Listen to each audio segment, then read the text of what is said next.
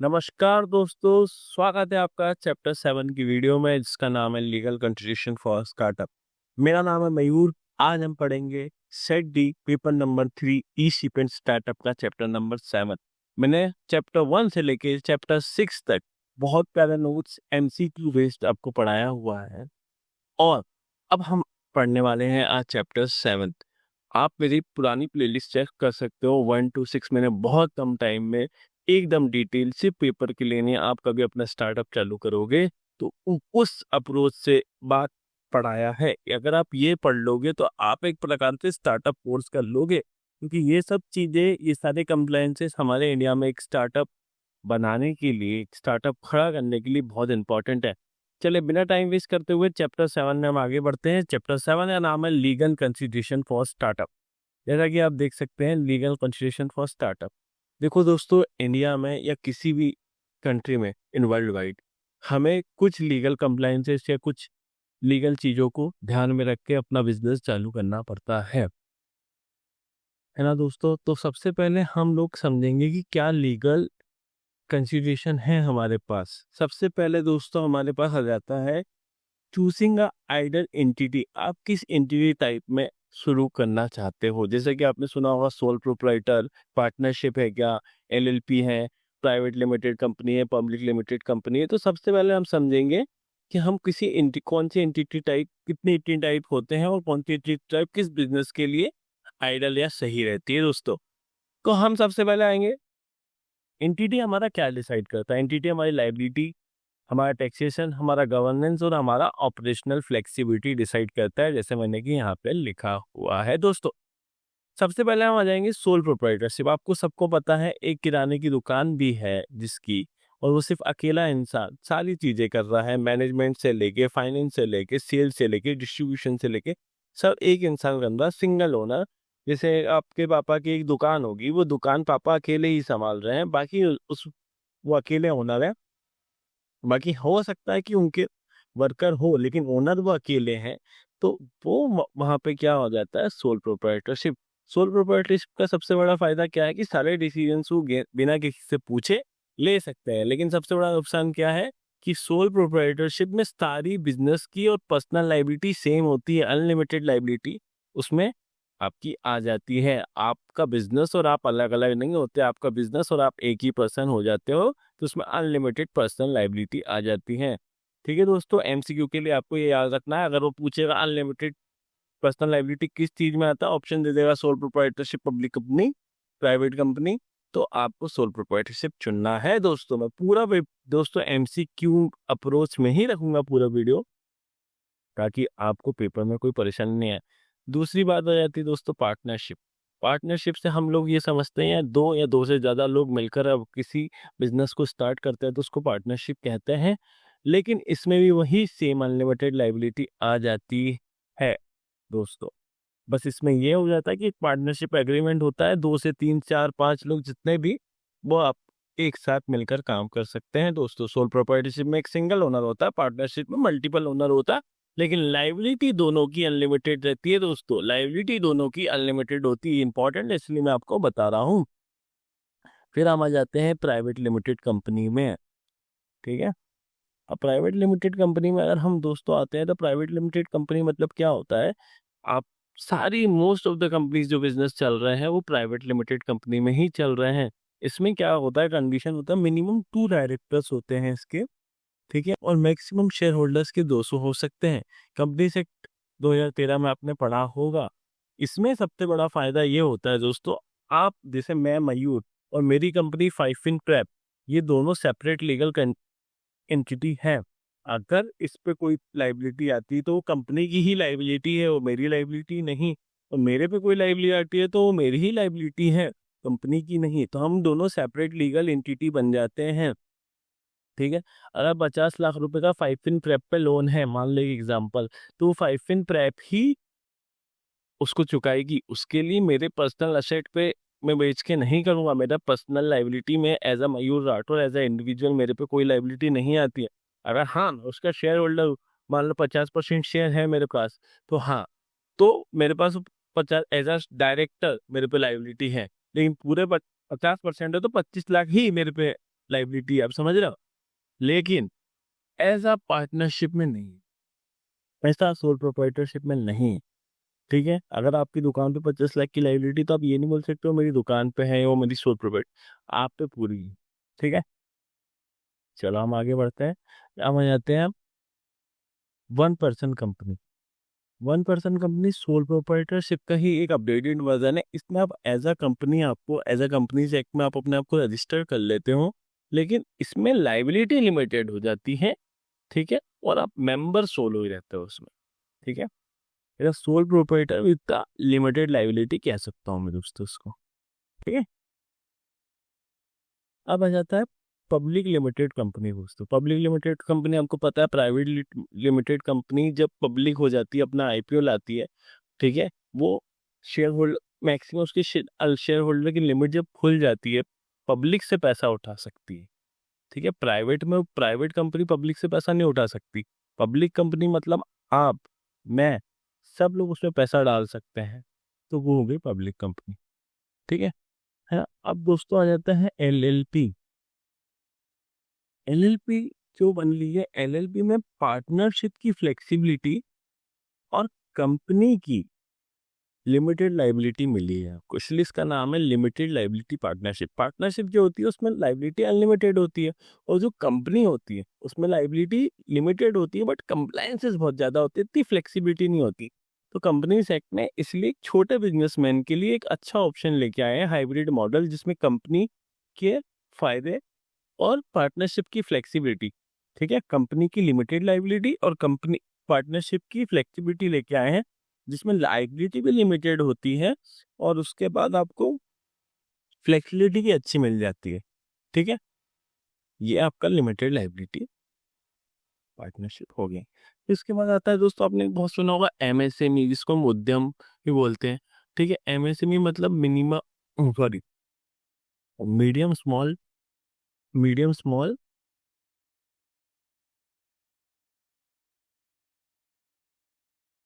Micro small medium enterprises, MSME दोस्तों। MSME छोटा business अपने आप को रजिस्टर्ड करता है दोस्तों। इसकी एक लिमिट होती है इन्वेस्टमेंट साइज, जिस हिसाब से आपका इन्वेस्टमेंट होता है, आप एमएसएमई में कैटेगरी में फॉल कर जाते हो दोस्तों। गवर्नमेंट बहुत अच्छी अच्छी स्कीमें ऑफर करती है एमएसएमई को। तो अगर आप एमएसएमई में फॉल कर रहे हो, तो आपको एमएसएमई रजिस्ट्रेशन, उद्यम एमएसएमई सर्टिफिकेट बनता है, इसको उद्यम सर्टिफिकेट बोलते हैं, वो आपको बनवा लेना चाहिए। हम अब बात करते हैं फॉरेन टाइप में। यहाँ पे C corporation, S corporation, B corporation, ये मैं आपको पूरा नहीं पढ़ाऊंगा, इसमें सिर्फ नाम दिए, आपके सिलेबस में आपके नाम आएंगे। सी कॉर्पोरेशन डबल टैक्सेशन के लिए, S corporation pass through tax के लिए, B corporation for profit with social impact के लिए। दोस्तों ये मैं पूरा इसलिए नहीं पढ़ा रहा हूँ, अगर ये मैं पढ़ाऊंगा तो 1 घंटा इसी में लग जाएगा। ठीक है, तो आप सिर्फ इसके नाम याद कर लो, मोर देन इनफ है आपके लिए। ठीक है, अब हमने एंटिटी तो डिसाइड कर ली दोस्तों, कि कौन सी एंटिटी क्या है, किसमें अनलिमिटेड लाइबिलिटी है, किसमें अच्छी फ्लेक्सिबिलिटी है, ये सब देख लिया। लेकिन हम राइट एंटिटी कैसे सिलेक्ट करें, ये हम देखते हैं। उसके लिए कुछ फैक्टर्स होते हैं। सबसे पहले फॉर्मेशन फॉर्मेलिटीज। क्या होता है दोस्तों, इंडिया में एक कंपनी फॉर्मुलेट करने के लिए बहुत सारी फॉर्मेलिटीज लगती है, समझ गया दोस्तों। जैसे सोल प्रोप्राइटरशिप में मिनिमल कुछ भी नहीं करना है। ठीक है, आपको एक अपनी दुकान, एक जीएसटी नंबर लेना है, एक एमएसएमई सर्टिफिकेट लेना है, आपकी दुकान चालू हो गई। ठीक है, वहीं पर कंपनी और एलएलपी बनाने के लिए आपको ROC, GST, company formation, MCA की वेबसाइट पे कंपनी बनाओ, कंपनी का पैन कार्ड अप्लाई करो, दुनिया भर की चीजें दोस्तों करना पड़ता है। मैं अभी आपको बहुत डिटेल में बताऊंगा, नहीं बता सकता, लेकिन मैं आपको बताता हूँ फॉर्मेशन कंपनीज में ज्यादा होती है। जैसे मैंने आपको ऊपर ही बताया, वहीं पर ज्यादा समझाते हैं कि लाइबिलिटीज का फर्क हो जाता है। ठीक है, कि लाइबिलिटीज कंपनीज और सोल प्रोवाइडर्स सब में लाइबिलिटीज का डिफरेंस आ जाता है। इसका जाता है एक्सपेंशन। दोस्तों अगर आपको इन्वेस्टमेंट लेना है किसी से, कि आप बहुत बड़ा एक्सपेंस लेना है, तो आप एज अ सोल प्रोप्राइटर और एज एलपी रजिस्टर्ड नहीं हो सकते। आपको एक प्राइवेट, क्योंकि इक्विटी नहीं बांट सकते ना आप सोल प्रोप्राइटरशिप में या 1 पर्सन कंपनी में। तो आपको एक्सपेंशन, आप बहुत पैन इंडिया लेवल जा रहे हो, तो आपको प्राइवेट लिमिटेड ही प्रीफर करना पड़ेगा ना, क्योंकि आप शार्क टैंक में जाओगे, आपको इक्विटी देना पड़ेगा। तो आप एलएलपी या उसमें तो पार्टनरशिप ऑफर नहीं करोगे ना, आप इक्विटी ऑफर करोगे, तो आपको प्राइवेट लिमिटेड कंपनी ही करना पड़ेगा। तो एक्सपेंशन ध्यान रखना पड़ेगा कि आप कितना एक्सपेंशन करना चाहते हो। फिर इसका टैक्सेशन दोस्तों, टैक्सेशन हर सोल प्रोप्राइटरशिप पे वही पर्सनल स्लैब लगते हैं, एलएलपी पे अलग लगते हैं, प्राइवेट लिमिटेड पे अलग लगते हैं। तो वो आपको टैक्सेशन देना पड़ेगा कि आप इतना प्रॉफिट जनरेट कर पा रहे हो क्या कि आप अपने एंटिटी वाले पे टैक्स लगने वाले पे, आप जो एंटिटी टाइप है आपका उस पर जो टैक्स लगता है वो आप दे पाओगे क्या। तो आपको वो फैक्टर भी कंसीडर करना है दोस्तों। समझ आ रहा है दोस्तों? सोना नहीं है दोस्तों, सोना नहीं है। बहुत इंटरेस्टिंग और बहुत अच्छा चैप्टर है तो सोना। Social media and e commerce दोस्तों, क्या होता है कि ई कॉमर्स स्ट्रक्चर, आपको फॉर्मल स्ट्रक्चर जैसे सोशल मीडिया और ई कॉमर्स में आप जा रहे हो ना, तो आपको एलएलसी, एलएलसी मतलब लिमिटेड लायबिलिटी पार्टनरशिप की बात हो रही है यहाँ पे। एलएलसी लिखा है इन्होंने, मैंने लिखा है इन्होंने क्या, बेटर प्रोटेक्शन देता है। ठीक है, और क्यों बेटर प्रोटेक्शन देता है? क्योंकि स्केल करने में ज्यादा फायदा है ना। आप सोल प्रोप्राइटरशिप को इतना स्केल नहीं कर सकते। ठीक है, आपको स्केल करने में, आपको इक्विटी देने में, आपको बहुत सारी चीजों में पार्टनर, प्राइवेट कंपनी इसलिए लोग करते हैं रजिस्टर। ठीक है, क्लोजन एंड एक्सिट। अब आपको जिस हिसाब से उसका एग्जिट भी आपको डिसाइड करना पड़ेगा। जैसे मान लो आपको आईफोन आना है कल को, आपको आईपीओ से बाहर आना है, तो आपको प्राइवेट लिमिटेड में ही कर पाओगे ना, आप प्राइवेट से पब्लिक जाओगे, है ना। ऐसा तो नहीं आप सोल में इतने बड़े बन जाओगे। तो आपको उस, और अगर जैसे मान लो आपको सिर्फ बहुत बड़ा काम नहीं करना है, छोटी सी एक दुकान है या 4-5 दुकान खोलना है अपन को, तो आप सोल प्रोप्राइटरशिप में भी काम कर सकते हो, पार्टनरशिप में भी काम कर सकते हो। जरूरी नहीं आपको इतनी फॉर्मेलिटीज करना पड़े दोस्तों। ठीक है, तो हर चीजों को, फैक्टर्स को ध्यान में रख के हमको दोस्तों चीजों को करना है दोस्तों। ठीक है, अब दोस्तों हमने ये देख लिया कि एंटिटी कौन सी है, हमने ये देख लिया कि हमको एंटिटी बनानी भी कौन सी है, ये भी डिसाइड हो गया, हो गया डिसाइड। ठीक है, क्या काम है? फिर उसके बाद आप दोस्तों registration process of for startup, इसके लिए तो ऑफ कोर्स आपको एक सीएसीएमए की, सीएसीएस की रिक्वायरमेंट होगी। लेकिन आप कुछ सिलेबस में दिया है तो मैं आपको बता देता हूँ। एलएलपी के लिए हमको सबसे पहले एमसीए अकाउंट बनाना पड़ेगा, मिनिस्ट्री ऑफ कॉर्पोरेट अफेयर्स। आपको तो पता ही होगा, आप सीए स्टूडेंट हो, लेकिन एमसीए का मतलब होता है मिनिस्ट्री ऑफ कॉर्पोरेट अफेयर्स। फिर हमको उसमें डीएससी, डीएससी पता है आपको, और डीआईएन। ठीक है, और उसके देखो एक एक का मैं फुल फॉर्म नहीं बताऊंगा, वीडियो बहुत लंबी हो जाएगी। आपने लॉ पढ़ा है इंटर में, आपको डीएसटी और डीआईएन का मतलब पता है। ठीक है, फिर उसके बाद नहीं पता है तो आप सर्च कर लेना। ठीक है, उसके बाद रिजर्व नेम, सबसे पहले हम एमसी अकाउंट बनाएंगे, फिर हम डीएससी और डीआईएन वो लेंगे। ठीक है, ये डीएससी और डीआईएन गूगल सर्च कर लेना, वैसे तो आपको पता है। ठीक है, रिजर्व नेम, हम अपना नाम रिजर्व करेंगे कि हम 5 इन प्रैप नाम रखने वाले हैं या 5 इन सॉल्यूशंस नाम रखने वाले हैं। फिर उसके बाद हम फॉर्म फाइल करेंगे LLP 1। ठीक है, उसके बाद हम फीस देंगे। फिर उसके बाद अपना हमारे को सर्टिफिकेट मिल जाएगा LLP का। इतना आसान जहाँ बताया उतना आसान होता नहीं है, इसी पे ऊपर ऊपर से आपको ब्रीफिंग दी गई है। ठीक है, उसके बाद वही प्राइवेट लिमिटेड कैसे बनाएंगे, वही ऑप्ट-इन डीएससी इंडिया है, रिजर्व नेम रन। ठीक है, रन फॉर्म में फिर स्पाइस फॉर्म होता है इसमें, जो एमओए, मेमोरेंडम ऑफ एसोसिएशन, और एओ, ये भी पता है आपको, एओ आर्टिकल ऑफ एसोसिएशन। ठीक है, मैं एक एक मतलब बताने में टाइम वेस्ट कर रहा हूँ, लेकिन पे फीस, फिर उसके बाद आपको सर्टिफिकेट मिल जाएगा। लेकिन इतना आसान नहीं होता, लेकिन एक ये है कि हाँ आपको देसी डीएसएन लेना है, रिजर्व नेम करना है, उसके बाद आपको फिर फीस पे करना है, फिर आपको सर्टिफिकेट ऑफ इनकॉर्पोरेशन मिल जाएगा। अब ठीक है, अब देखो इसमें क्या है, good to have registration for startup in India.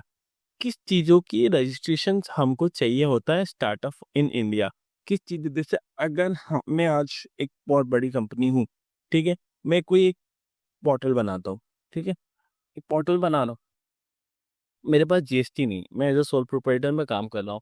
अब मैं, देखो दोस्तों, सिलेबस का नहीं, मैं आपको रियल लाइफ एग्जांपल, जैसे आपने कल कोई बिजनेस चालू किया किसी भी चीज़ का, आपके पास जीएसटी नहीं है, ठीक है, आपके पास एक बड़ी कंपनी आई ब्लिंकिट की, भाई मेरे को हर एक अपने एम्प्लॉय को यहाँ पे अपना ब्लिंकिट नाम लिख के देना है। क्या देना है? अपना ब्लिंकिट नाम लिख कर देना है।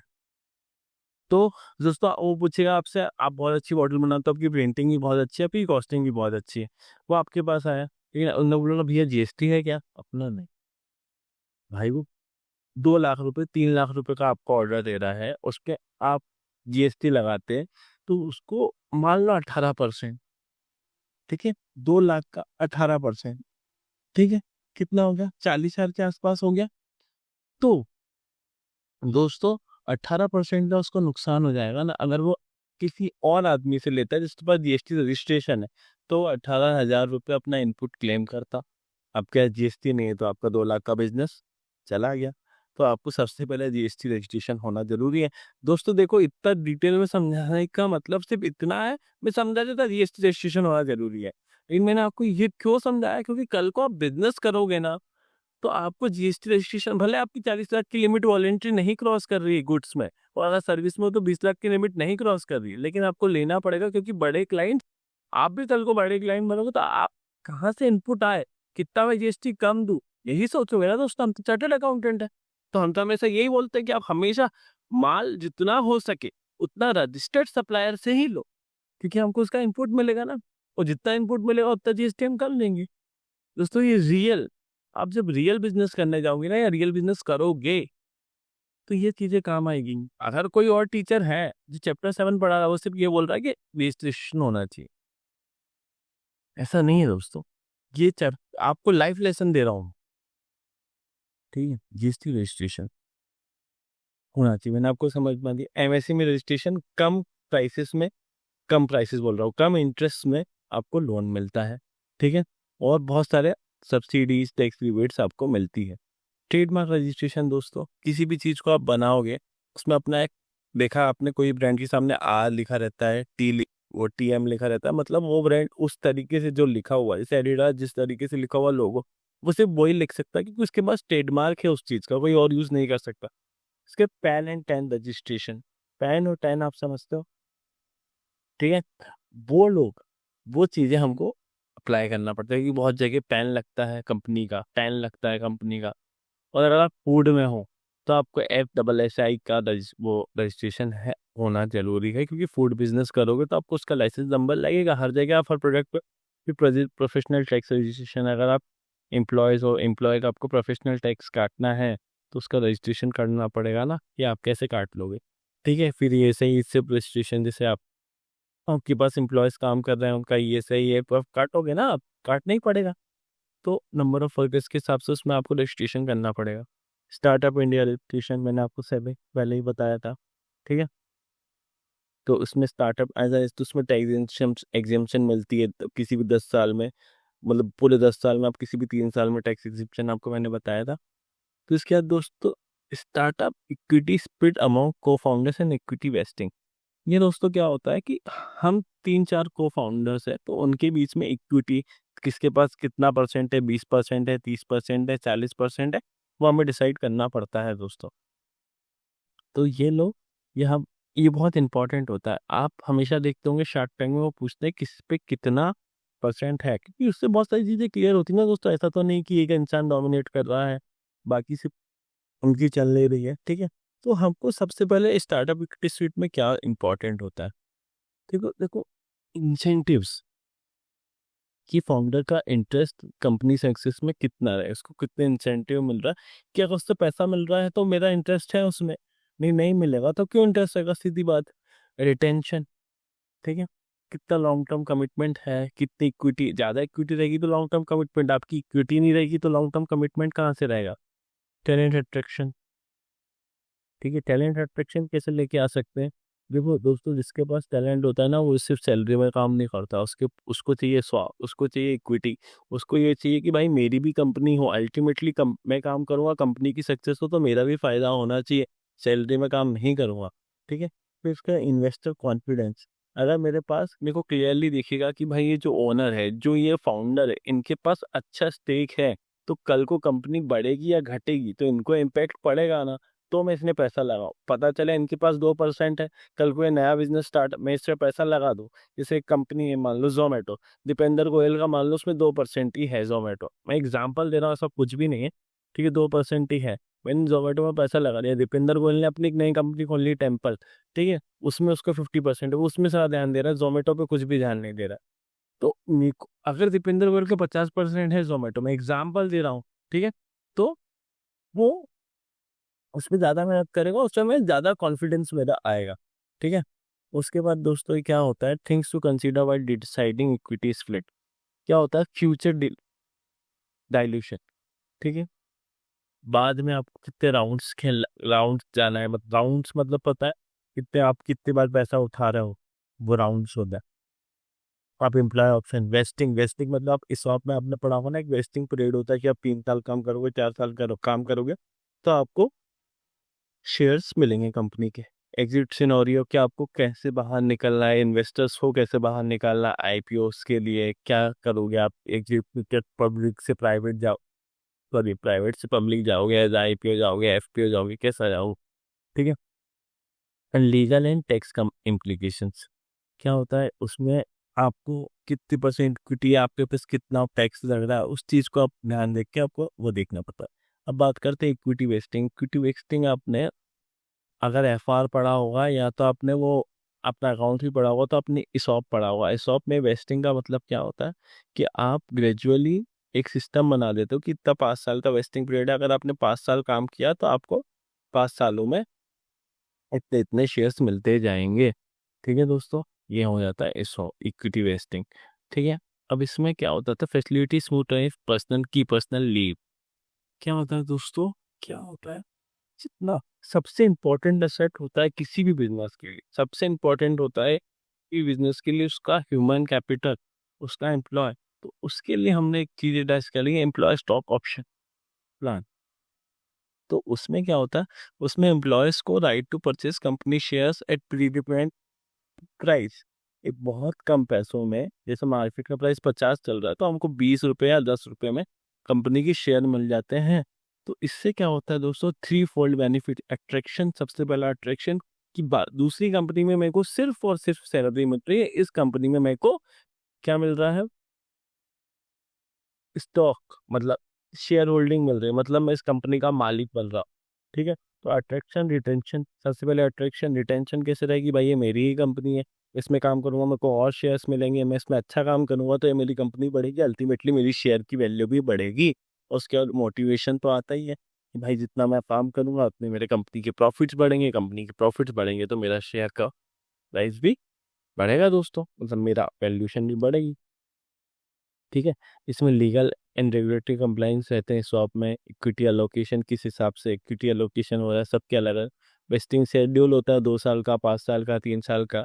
वैल्यूएशन होती है कि शेयर एक्साइज प्राइस कितना होगा, कितने पे आप ले सकते हो, जैसे मैंने आपको बताया 50 का मार्केट पे चल रहा है तो एम्प्लॉय को 20 को देना है, 30 का देना है। ठीक है, वो सब कंपनी अपनी अपनी कंपनी का अपने अपने हिसाब से लोग डिसाइड करते हैं।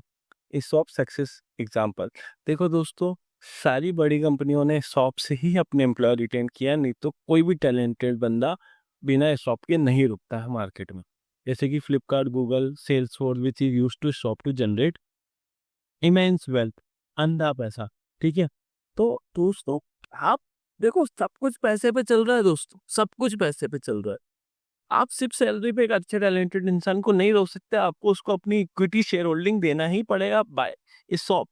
ठीक है, तो बेस्ट प्रैक्टिस क्या है, स्टार्ट अर्ली। सबसे पहले तो भाई आप टॉप टैलेंट को अट्रैक्ट करो। क्या, सबसे पहले स्टार्ट करो, ऐसा नहीं कि 5 साल रुकोगे फिर जब तक तो बंदा चला जाएगा कंप्यूटर के पास और कंप्यूटर उसको इक्विटी दे देगा तो आप दोबारा बुला भी नहीं पाओगे। ट्रांसपेरेंसी, भाई ओपन, सब कुछ ओपन रखो, ऐसा नहीं किसी को गुप्त में 2-4 एम्प्लॉय को बुलाया और तुमको दे दिया, भाई बाकी को बताना मत, नहीं, ओपन रखो। आप अच्छा काम करोगे, आप इन्वेस्टिंग पीरियड 5 साल काम करोगे तो आपको इक्विटी मिलेगा। ठीक है, रेगुलर रिव्यू करो। ठीक है, मार्केट कंडीशन से अपना प्लान मैच कर रहा है कि नहीं कर रहा है, एम्प्लॉयज़ को एजुकेट करो। ठीक है, ये एक्सरसाइज कैसे होता है, आप कैसे इस शॉप प्लान वो करोगे, आप कैसे, आपको टैक्स बेनिफिट हो, कैसे आपको सब चीज़ें करना है। फिर को फाउंडर एंड को फाउंडर एग्रीमेंट, क्या होता है दोस्तों कि को फाउंडर जो होते हैं, जैसे मैं हूँ और मेरा एक को फाउंडर है, हम दोनों ने मिलकर साथ में कंपनी स्टार्ट करी, तो हमको एग्रीमेंट्स बनाने पड़ते हैं कि कल को किसी का इंटरेस्ट खत्म हो गया या कल को कोई एक ज़्यादा काम कर रहा है, एक नहीं काम कर रहा है, तो पूरा उसमें फाउंडर एग्रीमेंट हम बनाते हैं। उसमें हम सारे क्या क्या रोल्स एंड रिस्पॉन्सिबिलिटी की, किसकी रोल कितना रहेगा, भाई तू सीईओ है, तू सीएफओ है, सीटीओ, तू ऑपरेशन देखेगा, तो फाइनेंस देखेगा, पहले तो ये देख लेंगे। फिर राइट्स एंड रिवॉर्ड्स, कितने परसेंट किसके क्या राइट है, कौन क्या कर सकता है और किसको कितना परसेंट प्रॉफिट मिल रहा है, क्या मिल रहा है। ठीक है, कंटीजेंसीज देखेंगे, आपकी वेस्टिंग क्या है, अनवेस्टेड शेयर्स क्या है, ऑप्शन पूल्स क्या है, एक्विजिशन क्या है। फिर कमिटमेंट्स, कि भाई कमिटमेंट कि आप बिजनेस को कितना टाइम दोगे, टाइम कमिटमेंट हो सकता है, आईपी प्रोविजन हो सकता है, कैपिटल कि भाई मैं को फाउंडर, मैं 25 लाख लगा रहा हूँ, तू 60 लाख लगाएगा, कितने लाख लगाएगा, कैपिटल कमिटमेंट कितना हो सकता है। ड्राफ्टिंग को फाउंडर एग्रीमेंट में देख लिया, को फाउंडर उसको ड्राफ्ट कैसे करेंगे।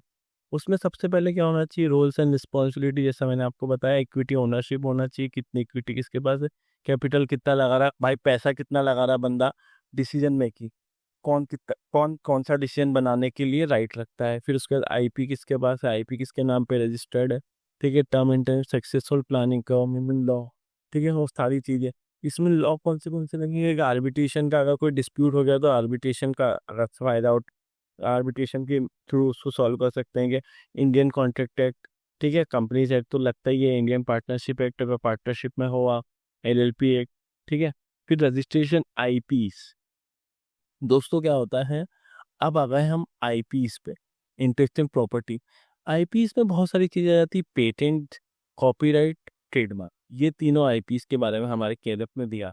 पेटेंट क्या होता है, जैसे मान लो आपने एक नई दवाई बनाई या एक नई चीज बनाई, ठीक है, या एक नए फॉर्मूले से एक नया प्रोटीन पाउडर बनाया, ठीक है, जिसमें कम कैलोरीज में ज्यादा प्रोटीन है, किसी कोई भी नई चीज बनाई, तो आप उस चीज का पेटेंट करवा लोगे दोस्तों। क्या करवा लोगे, पेटेंट।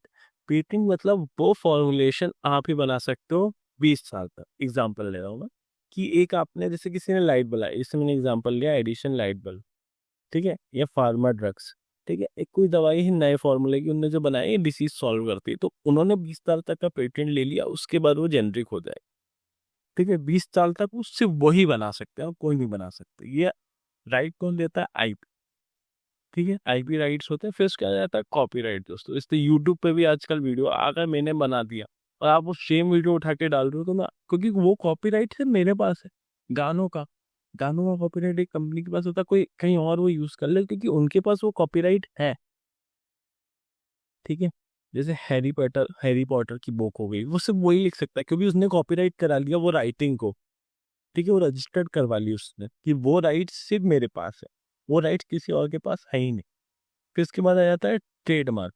ट्रेडमार्क जैसे आप ब्रांड का लोगो, जैसा मेरा ब्रांड का लोगो है, या एडिडास के ब्रांड का, नाइकी का टिक है, आप सिर्फ नाइकी का टिक देख के समझ जाते हो कि नाइकी का है।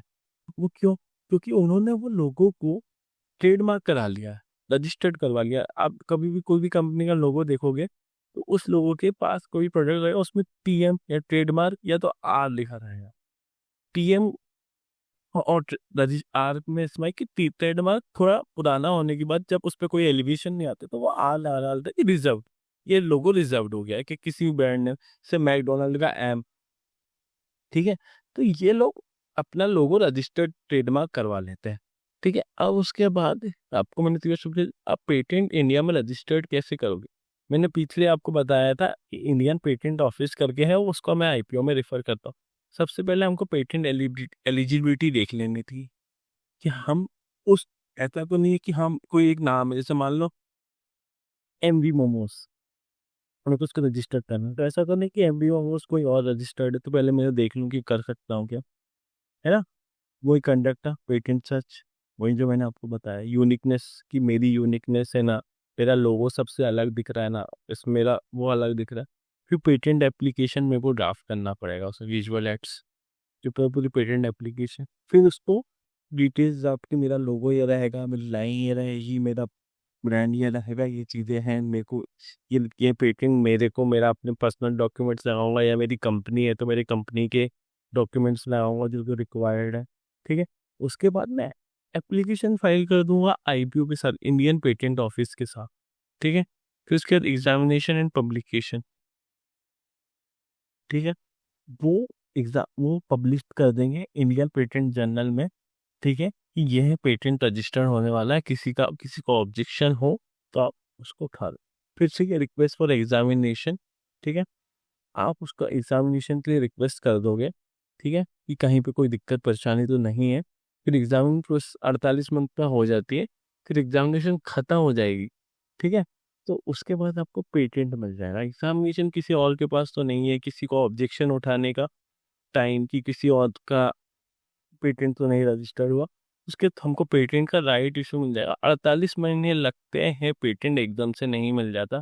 पहले आप वो देखेंगे कहीं और तो नहीं है, किसी और का कॉपी तो नहीं बनाया, कहीं और रजिस्टर्ड तो नहीं है, पहले तो रजिस्टर्ड नहीं है, आपने हल्का सा चेंज, एकदम माइनर सा चेंज करके तो एप्लीकेशन अप्लाई नहीं कर दी, तो वो एग्जामिनेशन पूरा होता है, वो एग्जामिनेशन खत्म होने के बाद, ठीक है, उसके बाद अगर कोई ऑब्जेक्शन उठाया है आईपीओ ने कि भैया तुमने तो हल्का सा चेंज कर दिया, उसका ऑब्जेक्शन अपन रिप्लाई कर देंगे कि भैया ऐसा नहीं है, ऐसा उसका बहुत अलग है, मेरा बहुत अलग है। उसके बाद आपको पेटेंट मिल जाएगा। फिर उसके बाद आपको उसका रिन्यूअल भी करवाना पड़ेगा हर साल।